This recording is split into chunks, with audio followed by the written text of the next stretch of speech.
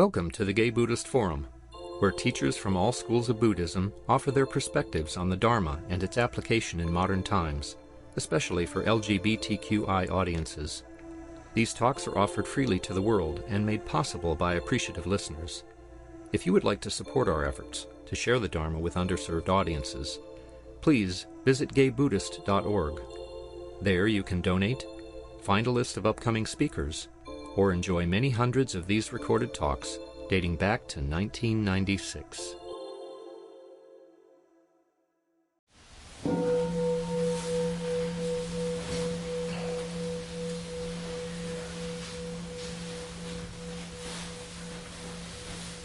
Welcome back. One of the things we do here is introduce ourselves. I'll begin. My name is Jeff. I'm Christian. I'm Steve. Gus with a T, like Gus the wind. Noam. Jenny. Stephen. Karen. Mark. Tim. Matthew. Michael. Tim. Tom. My name's Cass. Susan. Jeff. Jim. Bob. Bob. And Jonathan. we have the good fortune today of having Mary Stancavage as our teacher. She's practiced meditation, yoga, and cultivated a spiritual practice for over 35 years. In 2009, was empowered to teach Buddha Dharma. She teaches classes, retreats, coaches, and mentors individuals, and has facilitated several Year to Live groups. She served as a volunteer hospital chaplain and has been involved with leadership in several nonprofit organizations over the years, both in meditation and in social justice. She's currently a member of the Guild Guided Teachers Council for Insight Community of the Desert, and she's a board member of both Meditation Coalition and CLUE, Clergy and Laity United for Economic Justice. For the last several years, Mary has investigated what it means to live with an undefended heart, and more information on this can be found on our website, www.marystancavage.org. It's a great website, by the way. I'd encourage you to check it out. Fun fact, Mary has a master's from UCLA and spent several seasons working as an archaeologist in Syria. So, welcome, Mary. All right. Hi, everyone. Hi. Yay, I'm glad I'm here. It's good to be with you, and hi, Zoom folk. And it's good to be with you also. I'm really excited I got to see some people I haven't seen in years. I haven't been to San Francisco in about 7 years, and I get to see some people I've never met in person before, just practiced with on Zoom. So it's a delight and an honor to be asked to share with you today some reflections, some Dharma reflections. When Jeff read my bio, the last bit said I've spent the last few years practicing or investigating what it means to live with an undefended heart. And that's what I want to talk about this morning. What does it mean to live with an undefended heart, and do we even want to right now? Because it's kind of... I heard this phrase the other day, cuckoo banana pants. And I think it's kind of cuckoo banana pants right now. So do we want to even investigate or even think about that? So that's what I want to talk about this morning, because I think it's really important to look at. I heard the phrase living with an undefended heart many years ago. I didn't come up with it, and I was at a New Year's Eve intention setting. It must be 14, 15 years ago, and it just came up as my intention to spend that year living with an undefended heart. And a couple of months later, or a while later, somebody came up to me and asked if I would do a Dharma talk on that topic. And I went, okay. And so I really had to dive into it. It wasn't just a cute thing I said. I was like, okay, what do I actually mean by that? And when I gave the talk, I realized it's not just a Dharma talk. It's actually a way to be in the world, and one that I think really points to what the Buddha was talking about, this letting go of everything that gets in the way of reality. Because that's really what he's talking about when we let go of clinging. I went on a retreat a few years ago, and the one thing that I came out with is to cling is to suffer. And if we just let go of all those things, we're totally open to this experience. And so what does that mean? How does it work? And if we're going to live with an undefended heart, first thing is like, why do I have? What is defended about it? And why would I defend it? And this stuff happens. We have built, or my experience, and in talking to a lot of people, we have armor. And we've built it up because we've been hurt. And it's not a conscious thing. Sometimes it's conscious. Sometimes we say, I'm never going to do that again. Y'all remember the old Simon and Garfunkel song, I Am a Rock? Yeah, it's like he was very explicit. I've been hurt, and it's never going to happen again, and I'm going to be an island and build these walls, and you're never going to get in. So sometimes it's very explicit, but a lot of times it's implicit. It just happens because this, if I learned early on in my life that if I said things that other people didn't like, it didn't end well. So I learned to keep my mouth shut. It wasn't intentional. It's like Pavlovian. Oh, if this happens, that happens, so I'm not going to do that anymore. And so we've all been hurt. Every single one of us has been hurt. Sometimes multiple times. All of us multiple times. It's not like, I got hurt once. No, we all got hurt a lot. And we've been hurt by our families, we've been hurt by society, we've been hurt by all kinds of things. People find it very easy to hurt other people. Don't get me talking about the dehumanization, but that's so rampant in our world and has been for thousands and thousands and thousands of years. I mentioned in my bio that I have a degree in archaeology, and I still do. I don't dig anymore, but I still work in that realm sometimes. And so you see history, and this has been going on for so long. We're hurt because of what we look like, because of where we come from, because of the language we speak, because of who we love. All the things, multiple things. And so we build up armor.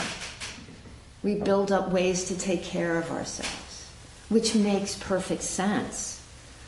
And we have these biases that say, this is okay, this is not okay. If I need to be safe, it has to look like this. And as I say, oftentimes it's not explicit, it's unconscious. And there's a book called Deep Diversity by Shakil Chaudhuri, and he says, emotions exist at a covert and overt level. When we get angry, happy, sad, etc., the emotion has to break our personal threshold before we become aware of experiencing it. They are unconscious before the threshold is reached. And without full awareness, emotions influence our behavior, thoughts, and choices. So like me saying, doesn't work out if I say things that you may not like, so I'm just going to keep my mouth shut. And I developed that early, but it carried decades. And I kept my mouth shut when I should have said things. I'd be afraid to answer questions in class, even if I knew the answer, because what would happen? There was this underlying level of fear that I didn't know was there, but was running the show. And this armoring, so we understand why it's there. How does it show up? That's also helpful if we want to chip away at it. How does it show up? It shows up in so many ways. Me keeping my mouth shut.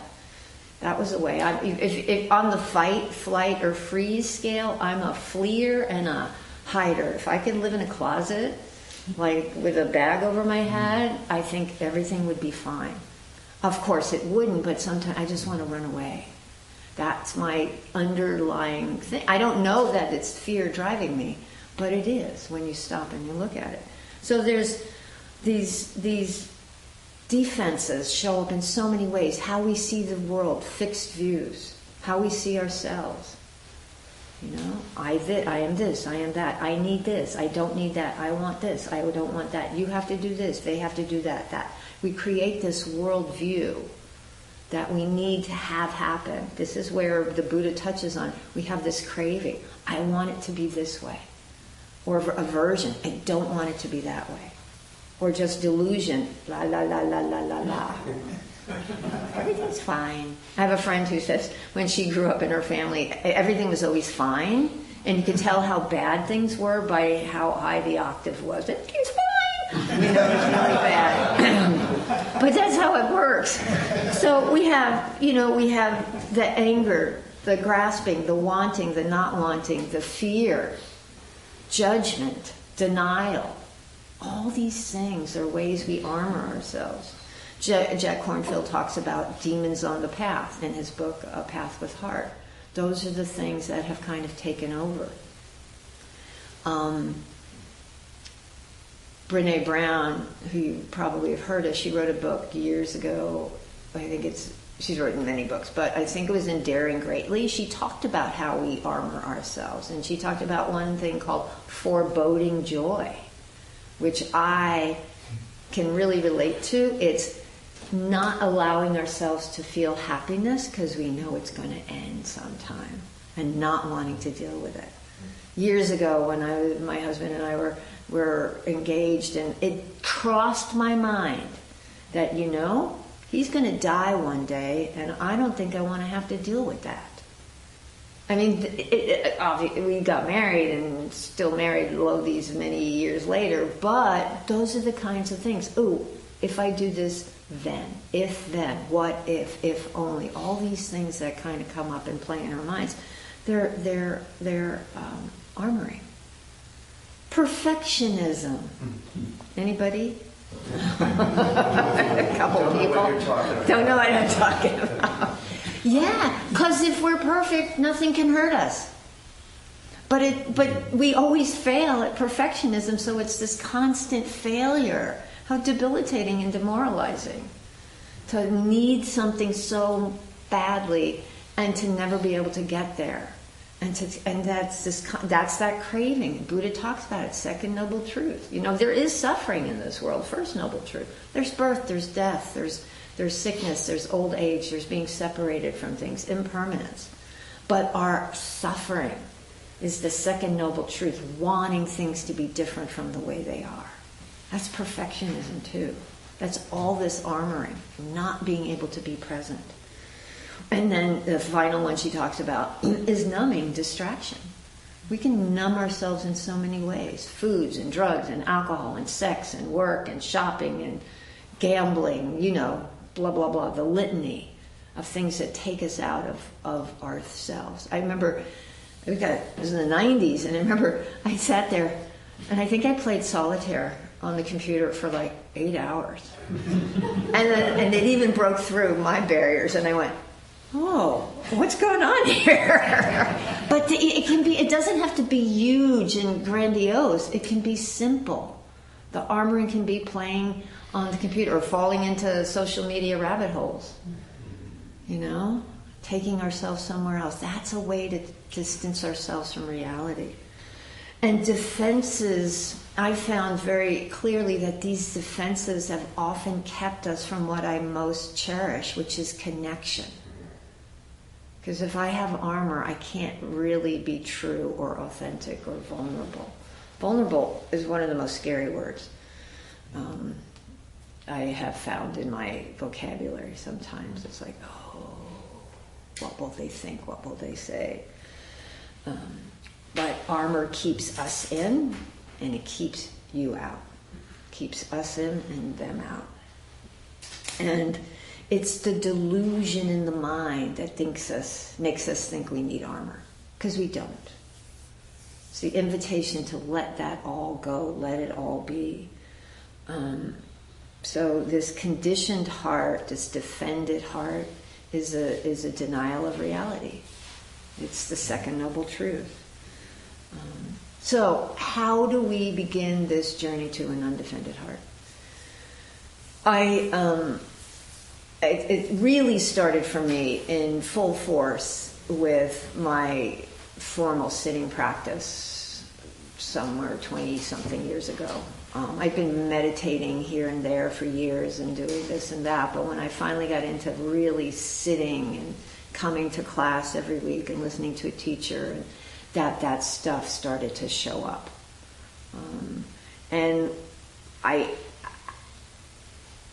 for me, when I was a kid, my father died when I was 5.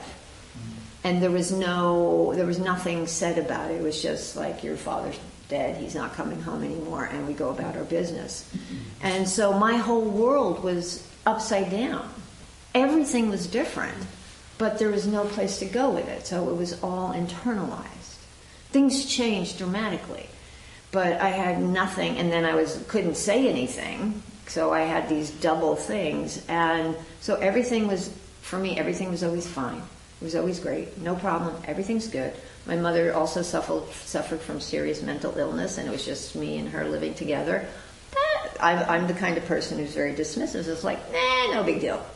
No big deal. But all these things, what I did is I stuffed them down. The emotions, the feelings, the things, until I got to the cushion. And this is, as Jack Kornfield says, meditation opens the door to all those accumulated emotions that were too dangerous to feel. I kind of paraphrase him. He talked about rage that he had wasn't able to feel as a child because of his situation. But all those things that we weren't able to feel throughout our lives, here they come. And for the first time, we're asked to say hi, to open to them. If we're serious about practice, if we're serious about turning towards what's right here, right now. It's incredibly important to be present with what's here. And that is one of my favorite definitions of equanimity. It's a deep intimacy with this moment without preference. A deep intimacy with this moment without preference. It's incredibly powerful, and it's really scary. When I had finally come to the place of thinking I want to live with an undefended heart, I'm the person who goes, if I think that way, everybody thinks that way. And of course, that's not true. And I said, living with an undefended heart in a class once, and somebody raised their hand and said, that thought terrifies me. And I think when you think about it, it can be very scary. What does that mean? But it's really important. And Pema Chodron says, protecting ourselves from suffering, armoring ourselves, does not mean we're being kind to ourselves. The truth is we become more fearful and more alienated. Why? Because we have armor. I remember the first time I was diagnosed with the human condition, I was horrified. Because that's a scary thing. I don't want to have that. I want to be perfect. I want it to be okay all the time. I want it to feel good all the time. But that's not how this works. So if we're constantly running from the 8 worldly winds, pleasure, pain, gain, loss, all those things, then it's going to be incredibly hard. And that's when it got really hard for me. It was right before I finally started sitting, and it was like, okay, I got to really do this. I can either turn towards this or I can run the other way. And I said it was time to really turn towards. And that grief came up that I didn't know was there from my childhood, from my dad, and all the other experiences, and all the other things. Oh, and the interesting piece, and I'm sure many of you or most of you have experienced this, those feelings that we've kept tamped down, that finally when we experience them and we greet them with friendliness, it's not as bad as we thought it was going to be. In fact, there's a kindness, a gentleness we bring when we're not judging or thinking we're not supposed to feel this way. Or why I should be better than this, blah, blah, blah. Or whatever thing we think. And so for me, this is where the practice and the teachings come in, and they're so important when all these old stories about who I am have been torn away, or who we are. This defenses we've built up, this self-view, Sakaya Ditti. I love that Pali term, self-view. We chip away at that, oh, I am this, I am that, in our minds, and go, no, this is who I really am. This is who I am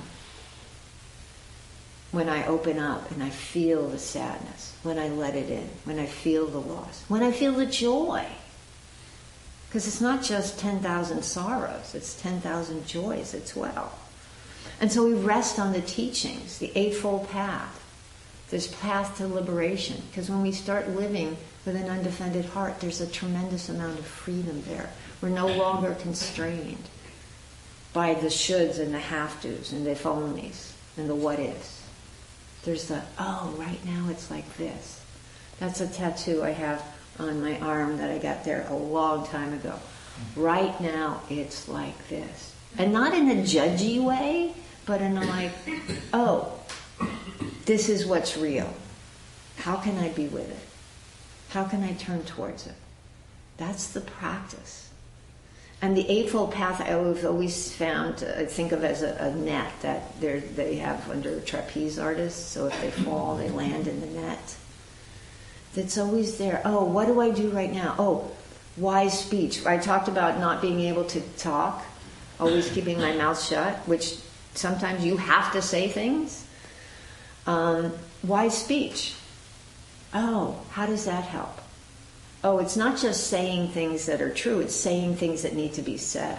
So that has been a real safety net for me, and a way to move through the world. It's like, I don't want to say this, I don't want to say this, I don't want to say this. Oh, I have to say what needs to be said. And tend to that terror that's inside. Instead of trying to push it down, not supposed to feel this, no, run away, hide in the closet, move to the Bronx. Whatever, that's one of my fantasies. I'm going to hide in the Bronx and you'll never find me. Anyway, I'm from New York, I should explain that. Sorry. But that's what it is. It's like tamp it down, tamp it down, tamp it down. And it's like, no, open it up, let it be there. High. We can breathe again. There's a softness that's allowed, but wise speech. Oh, say what needs to be said. You know, the precepts, non-harming, not just not taking a life, but cultivating compassion and kindness, not just non-harming, but being generous and kind. Not just not taking something that's not offered, but cultivating generosity. It's not just don't do these things, but do this instead. This wise intention. Oh, letting go of what doesn't serve, renunciation. Oh, being quiet, being small, hiding in the corner doesn't serve. I'm going to let go of that and do this instead. That's how you start chipping away at that armor. That armor that I thought was keeping me safe, but was keeping me so isolated. Even though I'm a great schmoozer, that was armor too. I could know 1 million people, but none of you would know me. That's armor. And a lonely place to be. So chipping away, letting the teachings, letting the Eightfold Path, letting the Four Noble Truths hold you. It's a way, as the Buddha said, it's a path to liberation, to freedom. In the mindfulness practice, satipatthana, the direct path to realization, to freedom. You know, it's really important. And to be the kindness, the friendliness, that's also part of the Eightfold Path and wise intention. We greet the world with friendliness, compassion, including ourselves. That's a key point. It's not just everybody else. I love that line in the Metta Sutta where it says, omitting none. We're included in none. It's not just y'all, it's us all too. So when I talk about this, I often get the question, isn't it okay to have a defended heart at some times? I mean, there's a time and a place for it, but I think we need to make the distinction between defenses, which is a type of aversion, and boundaries. It doesn't mean not having boundaries. Boundaries are wise, boundaries are skillful. Pema Chodron also talks about this, and when she talks about idiot compassion, have you ever heard the term idiot compassion? Where you're just kind of letting people run over you, thinking that's the Buddhist way. I'm supposed to be kind, and it's like, no. And she, I mean, no, you come to be kind, but you draw boundaries and say, no, you can't do that. It's not okay, because Buddhism is also about accountability, taking responsibility for actions. Absolutely. It's like, I'm not going to hate you, but you can't be here.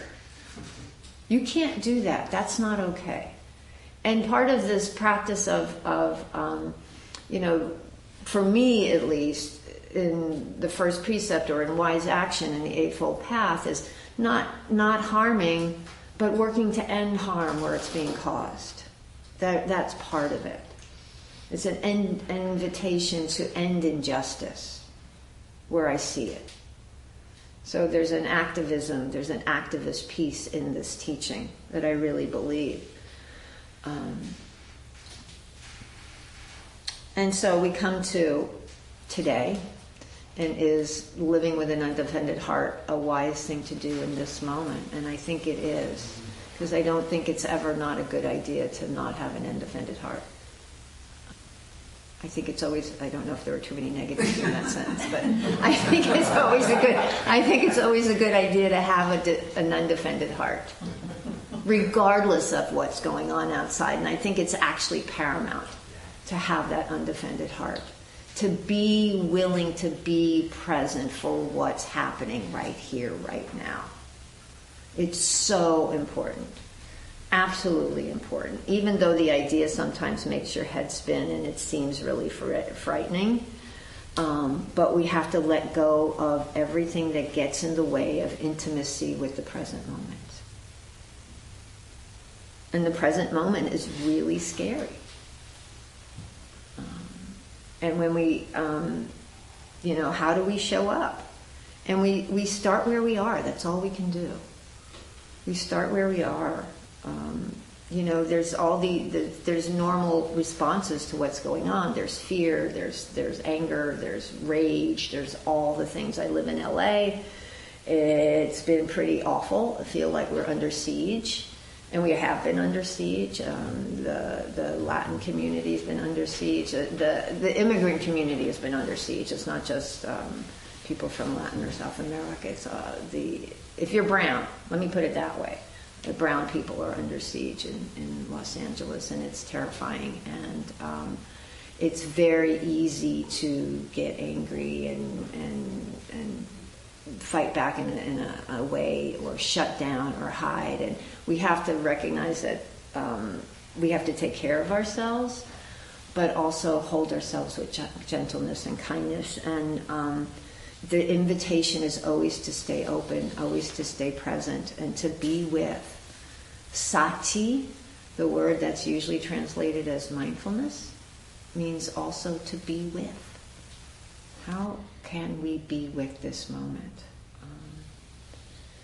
And when a heart is really undefended, we don't need anything to be different from the way it is. That doesn't mean we accept it or acquiesce, but we say, okay, right now this is the way it is. I'm not going to jump up and down screaming, I hate this, I hate this, I hate this, I hate this. Because that doesn't do anything except get me all agitated. I did something to my leg and I'm limping and it's weird, and I spent half the meditation going, right now it's like this. Because if I'm, but this is the way it is.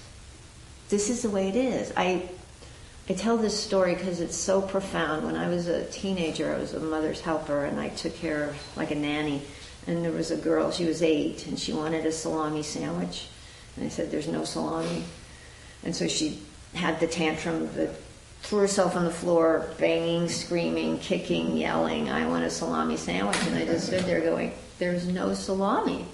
So you can that's the reaction, but it's like, but this is the way it is. And what can we do? What's the answer to this in this moment? How do we turn towards what's happening right here, right now? That's the important thing.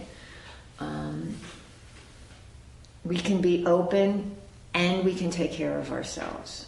No one wins a fist fight with reality. No one wins a fist fight with. So how can I turn towards it? And I think also it's really important to talk about this moving towards an undefended heart, that we don't just say, okay, I'm going to do it and then get it. It takes a while. And sometimes it's in pieces. Like I had, the wise speech part of saying things that need to be said. I have been working on that for a long time. A long time. And that is one of my core things, because that got instilled at a very young age. And it's deeply embedded. And so it's something that I struggle with, but I'm willing to show up. Sometimes I do it, sometimes I don't. But the intention is to move towards being more skillful in how I show up in that way. Other things are like, oh, I can open to the greeting the grief, greeting the sadness. I'm much more comfortable these days. There's no denial of that. Or the other emotions like anger. It used to take me days to realize I was angry. And now it's like, oh, hi, anger. Here you are. Recognizing, this is why practice is so important, because when we sit, we begin to recognize the responses in our bodies. Oh, there's anger. There's fear. There's that feeling of inadequacy. One more time. That's in the belly. Okay. All the emotions, all the feelings that are so familiar, recognizing them, and instead of pushing them away, saying, hi, have a seat. I have a couch right here, and I invite them to have a seat. The thing about recognizing what these things, what's present, is that they no longer control us. And right now, it's really important to recognize that, and that all emotions belong. Everything's going to show up. Anger is going to show up. Of course, rage is going to show up. But to acknowledge it and not let it run the show. That's the difference. When we're not open, when we have those defenses, we're going to try and get rid of them in some way, armor ourselves, and they're going to be running the show if we're not paying attention. So if we can recognize them and say, hi, have a seat, I see you, I understand why you're here. Of course, it makes sense to be angry, or it makes sense for this. Thich Nhat Hanh talked about seeds of consciousness that are planted throughout our lives. It's like our conditioning. And when the conditions are right, these seeds blossom. And it's like, I can't help it. It's here. I can be, so to acknowledge it and let it be, that's the difference. It's really important. And to be able to be present with those emotions and those feelings, and to be kind and compassionate and stay open. And so it's a long journey to an undefended heart. It also took me some therapy. I'm not saying it was just the cushion, but I had to do some therapy too once I started noticing, oh, this is some stuff that I need some help to unpack. But it was because of this, and I can sit now and have had so many little awakenings, aha moments on the cushion and on retreat, because I've been willing to say, I'm willing to turn towards, not away. But it's not an 8-week course. It's a lifetime. My latest tattoo is, I'm not dead, so I'm not done. So I'm going to keep doing this. I'm going to keep doing this because I'm not dead and I'm not done. And the transformation and the freedom that has come from this is astounding. And I'm sure you've all had those moments and have experienced freedom from those things that you were trapped, those habits of thinking, those habits of mind, those ideas that were so rigid that now are gone because of this practice. And it's really important to keep the heart open. And there's a quote from James Baldwin that I love. He said, "I am terrified at the moral apathy and the death of the heart which is happening in my country." And he wrote that, 50, 60 years ago. Yeah. It's still true. Yeah, absolutely. So to have an open heart is an act of resistance and is powerful. Just as joy is an act of resistance, and it's Pride, happy Pride, but I love the theme this year is queer joy is resistance. Absolutely. Joy is resistance. It's powerful. To keep that love in our hearts, to keep that joy, that happiness, that compassion, we don't let anyone else, take it from us. Bell Hooks says, "The moment we choose love, we begin to move against domination, against oppression. The moment we choose to love, we begin to move towards freedom, to act in ways that liberate ourselves and others. That action is the testimony of love as the practice of freedom." And she also said, "To be loving is to be open to grief, to be touched by sorrow, even sorrow that is unending." We're willing to be present for everything. Because there's so much, we're alive when we're able to be present. As much as we can in the moment. Let go of any expectations that it's supposed to look a certain way. Just be kind and open as best you can in this moment. I think that's really important. I read a book last year which has become like one of my favorite books. It's called See No Stranger by Valerie Kaur, if you know that book. She's a Sikh, S-I-K-H, and she talked about her experience and the teachings, her experience, especially after 9/11, because the men wear turbans and they were really objects of terror because they were, you'd caused 9/11. And they were shot and killed regularly. And so she talks about going through that. But her teachings are that no one is a stranger. And she says when she sees someone you haven't met, you say, "You are a part of me I do not yet know." And I was in downtown LA after that first weekend when ICE showed up and there were all the awful things. We had an interfaith prayer vigil downtown LA near City Hall, and she spoke, and she talks about revolutionary love, and it's the choice to see no stranger and to leave no one outside our circle of care. And she said, "You can lift up your rifles and aim them at us, but you cannot make us hate you. You do not have that power. We will choose to see your humanity even when you deny us ours." It's really powerful, I think. And that is really, I think, what's at the heart of an undefended heart. So I think it can be challenging, but I invite you to reflect on, and if this is something that's like, just allow the words to hang out. I mean, that's how you start. You just like, I'm going to put that on the shelf. Like, Post-it notes. You just put it over there, and every once in a while you go, and you go about your business. But just allow it to percolate. That's, and I'm so grateful because it's kind of always in the background for me, and it's kind of how I want to see, okay, if I'm really opening to this, what does that mean in this world? And sometimes, and like I say, some places are wide open, and some places there's still some armor. Because I'm not dead. So I'm not done. But I invite you to maybe spend some time investigating, what's appealing, what's scary. I think that's really, really important. So thank you, my friends, for your kind attention. And I hope this has been of some benefit. And I would love to hear any thoughts or questions or comments. I also take rebuttals. I'm very happy.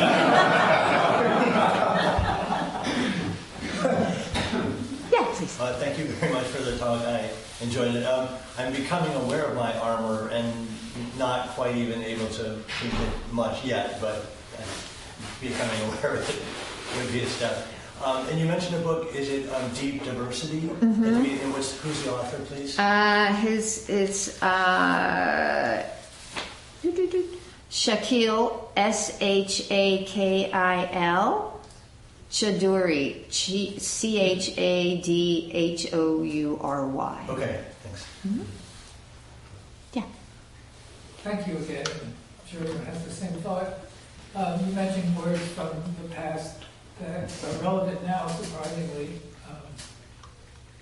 In going over old records, I came across the song Blowing in the Wind and was startled by how absolutely appropriate every line in that song is for now. And the other thing you mentioned that I rarely hear in a Buddhist talk was the word activism. And that's something I'm dealing with now. What is appropriate resistance to what's going on in this country and the world? And I've come up with a couple ideas and I'm going to keep working on it. But I just appreciate that you mentioned it because it rarely is mentioned in Buddhist talks. Thank you. Bhikkhu Bodhi, who I'm a huge fan of, is very, very open and talks about it a lot. And I got to talk to him a couple of years ago, and I mentioned just that. He goes, he's afraid sometimes to talk about it, and he's like this esteemed monk who's translated all the suttas. But he says, yeah, it's not that common. But I think I personally, it's a personal thing with me, and I think it's important. Thank you. Yeah. Mary, thank you. Wow, what a deep teaching this is. It feels like radical acceptance, of everything without being a doormat. But as you talked about how these preferences show up and everything, and perfectionism, and I can relate. I recently moved back into an apartment I've been out of for 7 years, and I set about making it just to my liking, New flooring, new wallpaper, and this, but then getting down to the minutia, just tiny things. There's a slight hairline gap in the flooring. I can see through to the light-colored subfloor. I got to fill it. I can see it every time I walk over. I could go on and on. But instead of feeling like, oh my God, I'm neurotic, I realize that these things bring me a sense of satisfaction and accomplishment.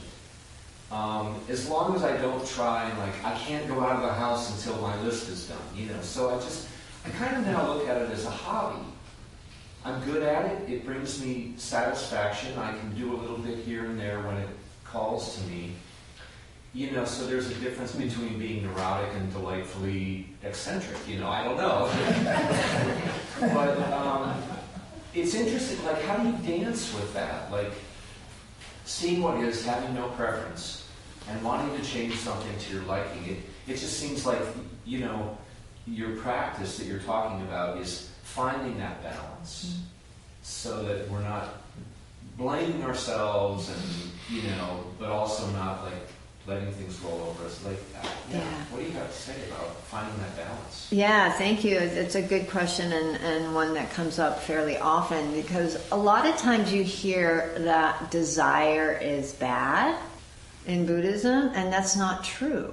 We all have a desire for happiness. May you be happy, and for all the things. But it's when it moves over into craving and obsessive, and that doesn't even have to get into stuff, but it's got to be this way, or I can't leave the house, or I can't. It's and it's that kind of thing. It's I like the little girls, she would like a salami sandwich. There's no salami.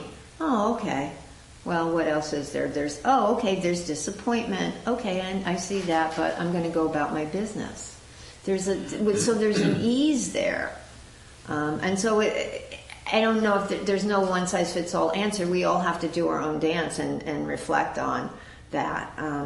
I wrote a little piece a few months ago about no more rules. And the freedom from that, like you're supposed to be this and supposed to be that. I don't know why this is coming up to me, but the freedom to just be quirky as you are. Like I was free. Now, once I got rid of the rules, I realized I was no longer afraid to tell my punk rock friends that I really liked Neil Diamond. There's a lot of freedom in that.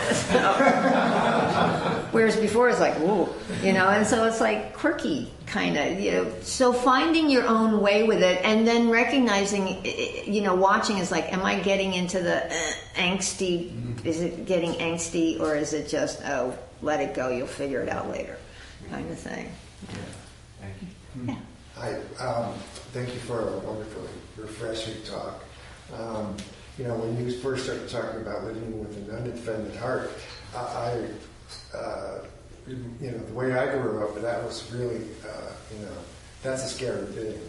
And later I thought, doesn't this fall under idiot compassion?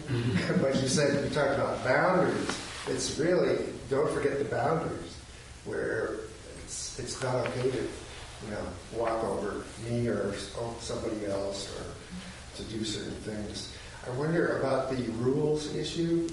I think inner freedom is paramount, but sometimes people get into fuck the rules, and it impacts other people, and so that's a place of friction for me. Like,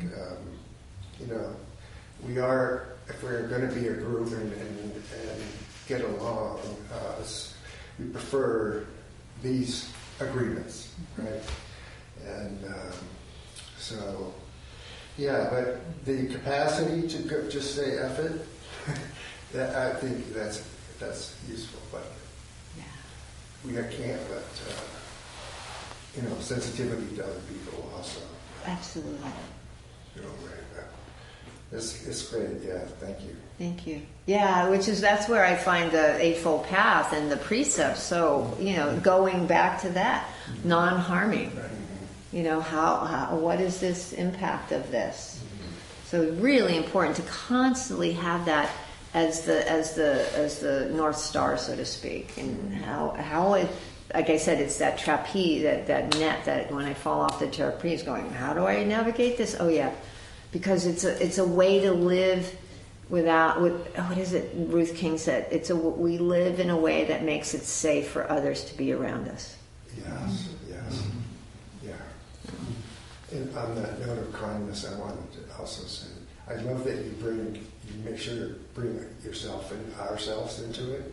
I think maybe it has to start there. And the way that you self-talk says, hi, come on, sit down, come over here. It's okay. Yeah, absolutely. Yeah. Absolutely. So much easier that way. Cool. So you brought this to us through a Buddhist lens, which is great, and that's your tradition. Are you ever called upon to speak to Christians and stuff like that, and sort of tailor it at all? Is that something that happens for you? I'm in an interfaith. I'm on the board of this organization, CLU, Clergy and Laity United for Economic Justice. And we're very busy right now in LA. Because we also work with immigration. And it's an interfaith organization. So I'm the Buddhist, and I do talk to people of multiple faiths, yeah. And it can be, you just say this is where this idea comes from without proselytizing or anything. Yeah, absolutely. Thank you.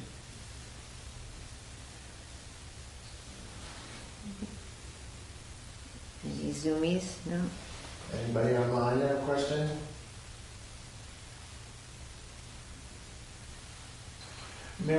Thank you, Mary, very much. It's Jeff here. I was there when I heard at that interfaith thing in LA. Can you remind me the name of her name's Angela? Yes, the minister who said you can shoot your gun, point your gun at us, but you can't make us hate you. Can you remind me that name of that? Her name is Valerie Kaur, Kaur, and her book is See No Stranger. I really want to get that. Okay, thank you so much. Yep. Mark, were you going? Yeah, more along the lines of balance and caring for oneself. I can get into such a despairing, sad place around what's happening right now, especially around all of the communities that are being impacted by this climate today.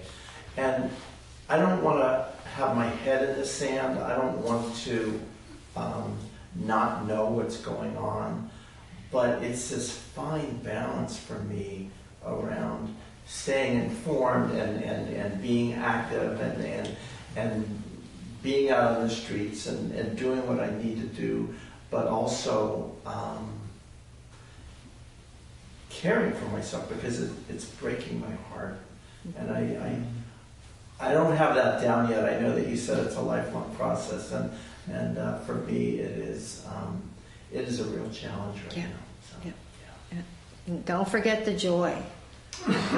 Cultivate what brings you joy. I drove up here, you'll appreciate this, and listened to baseball games all the way up here. The one is starting right now. I started at 11. Oh, Giants. Oh, another Giants fan. Now we're waiting, Yeah, and the Dodgers lost yesterday, so that was a good thing. I know I wanted to do a time check because it's like 5 till. And there's still we got it wrapped up. Okay, but we can chat outside. Yeah. Just a quick joy for me, chocolate ice cream. Chocolate ice cream. There you go. That's worth a share. Okay. Thank you. I'm not going to tell Joe. Bob? That was it. Chocolate ice cream. Chocolate ice cream. That was the joy. That's enough. Yeah, no, I'm with you. With nuts. Okay, are there any announcements? So, I am the host, and here are our generic host announcements. Please stay and enjoy the company of the Sangha. There are refreshments and hot water for tea. The banana nut bread is vegan, as is the fruit. If you use that cup, please wash it in hot soapy. No, actually, just leave it in the sink. I'll handle it. I'll be going around with the Donna Bowl to accept contributions to cover our expenses, and your generosity is appreciated. Donations are in the range of $10 to $20, and they help give Sangha meet its expenses, including the honorarium for our Dharma speakers, rent for this beautiful center, maybe a someday dinners for their Larkin Street Youth Services, and the quarterly newsletter that is mailed mostly to people in prison. Newcomers sign-up sheet is on the credenza. If you want to be included and receive our membership directory, please sign up and include contact information you want to share with the group. And some members go out for lunch after the meeting. Everyone's welcome. Usually meets around the front door around 12:30. Thank you. Thank you. Anyone else? I just want to mention that we have a fall retreat coming up. Don't remember the exact dates at the moment. It's in late September, October. And then in November, we just scheduled November 23rd, a day long with David Moreno, who some of you know is a great somatic teacher. And so that would be good. We have, did you mention lunch? Folks get together for lunch. So we encourage that, and we'll end now with the dedication there. Would you like to read it? Or should we use ours? You know, I have one that Ian wrote.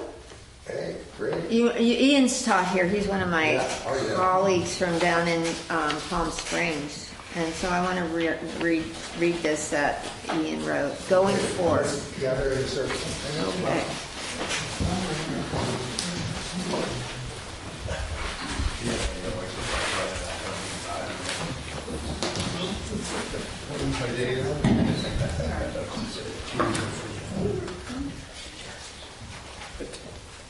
Going forth into this world so in need of light, may I bring all the kindness and wisdom I embody to each being and each situation that I meet. May the power of my practice today strengthen my resolve to be an agent of peace and justice in this world. Going forth together into this world so in need of light, may we together bring all the kindness and wisdom we embody to each being and each situation that we meet. May the power of our practice today strengthen our resolve to be agents of peace and justice in this world. We dedicate our practice for the liberation of all beings, the great, the small, the wise, the ignorant, the powerful and the powerless. May all beings be liberated from sorrow and loss, hatred and injustice, scarcity and want, and every form of suffering. May our practice today be a prayer for peace, and may it benefit all beings without exception.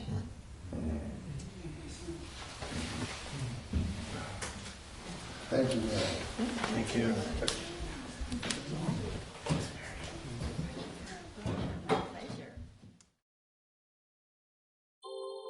Thank you for listening to the Gay Buddhist Forum. If you would like to hear several new talks per month and be notified of upcoming speakers so you can participate live, please subscribe to this podcast, like us on Facebook, and join our mailing list by visiting gaybuddhist.org.